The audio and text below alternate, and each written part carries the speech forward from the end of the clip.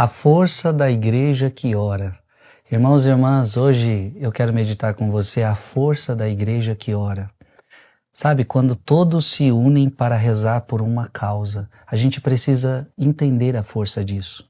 Sabe, é muito importante quando você reza sozinho por uma causa. E Deus te escuta, Deus te escuta. E Deus é capaz de fazer, Deus é capaz de fazer.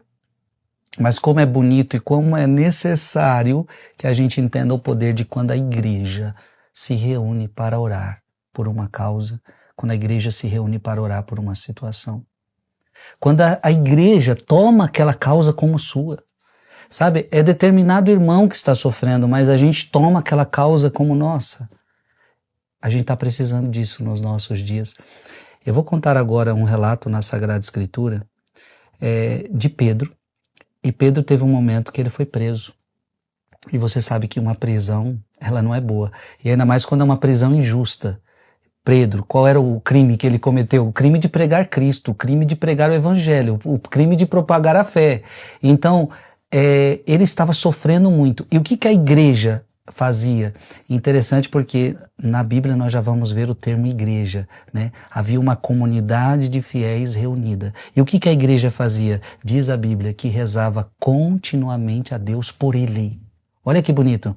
Enquanto Pedro estava sofrendo, uma igreja orava para sustentá-lo. Então, nós podemos dizer que Pedro foi sustentado pela oração da igreja. Eu preciso da oração da igreja, você precisa da oração da igreja, tem muita gente precisando da oração de todos nós.